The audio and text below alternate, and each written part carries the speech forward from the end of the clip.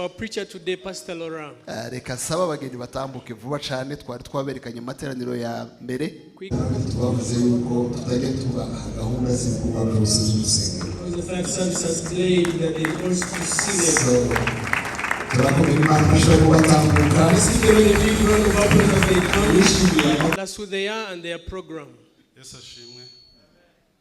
Nitwereke ni fiancé wanjye yitwa Sonia Gasaro. Mba muri famille yitwa Omega.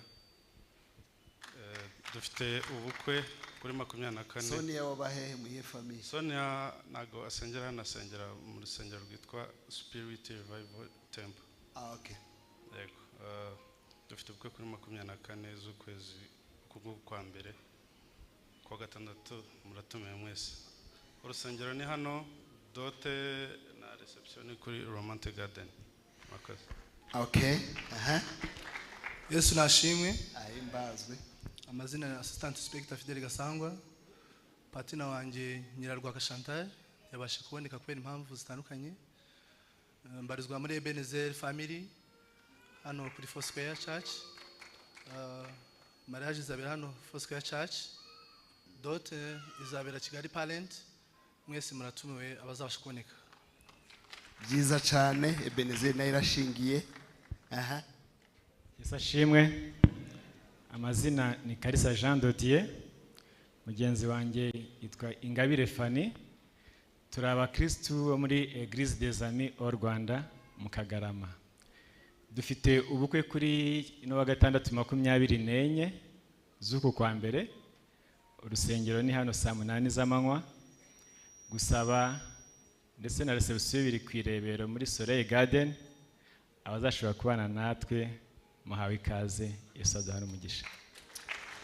Ya murumva ko batava mu miryango yacu urusengero basengera mu rwadusabye ko tubasezeranya. These who have been recommended by their church that requested us to wed them. Waba ufite impamvu ituma umwe muri abashanga imwe muri aya makouple tutayisezeranya atubwire. Have a reason as to why any of these people shouldn't get married. Niyo mpamvu tuberekana. That's why they are here. Muzabashigikire. Let's support them. Muzabatahira ubukwe. And attend their weddings. Kandi udafite impamvu because after their wedding it will be done. May the blessing of the Lord be upon you. We had prayed for them. Let's give them a big round of applause.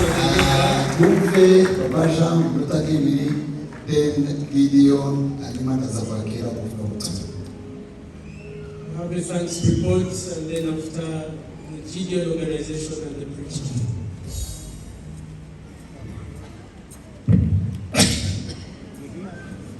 Thank you.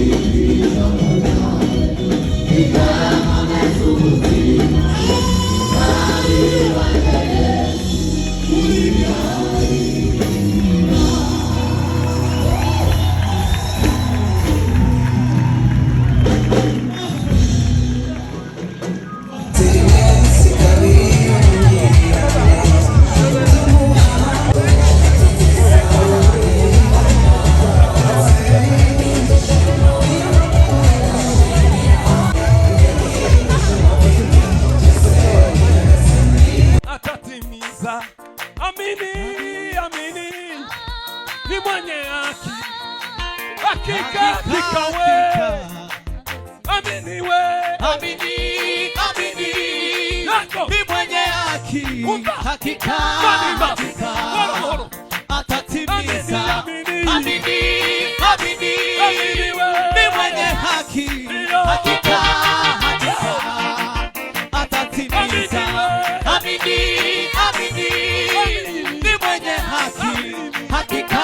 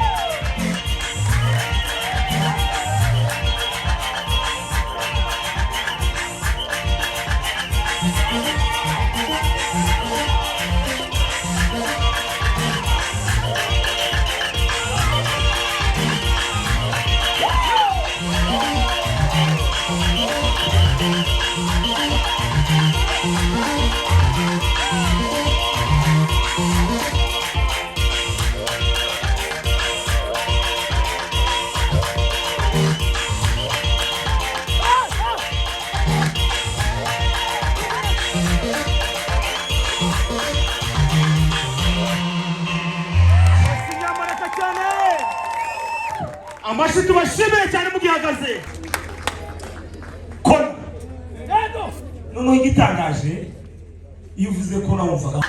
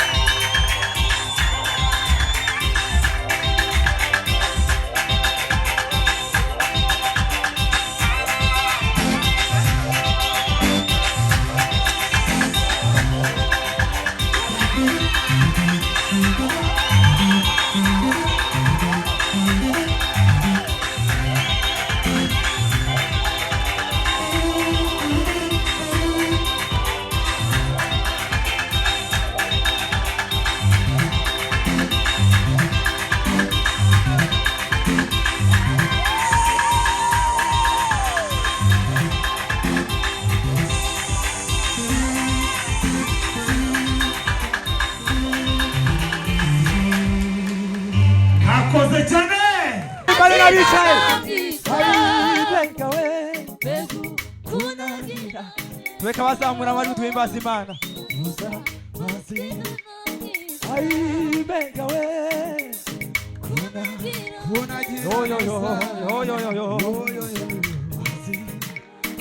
ayibengawe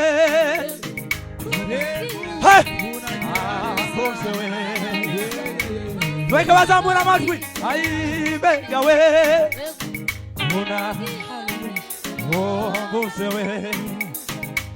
tureka bahimbaza Imana ayibengawe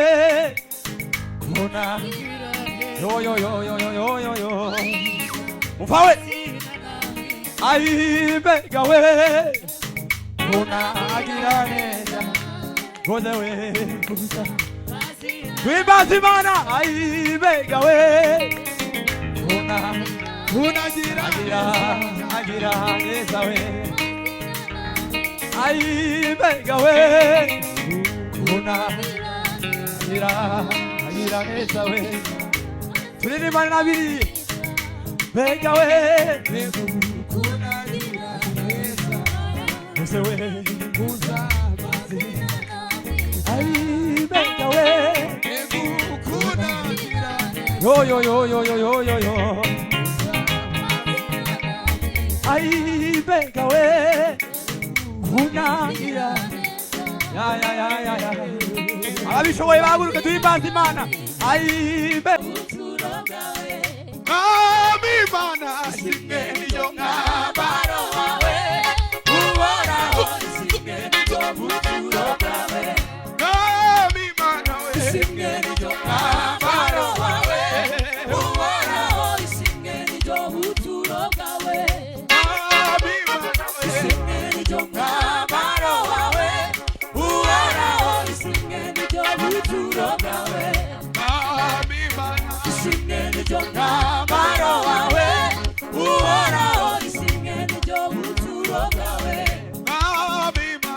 simwe niyo ngabaro wawe uhoraho simwe niyo buturo bwawe simwe niyo ngabaro wawe uhoraho simwe niyo buturo bwawe simwe niyo ngabaro wawe uhoraho simwe niyo buturo bwawe simwe niyo ngabaro wawe simwe niyo buturo bwawe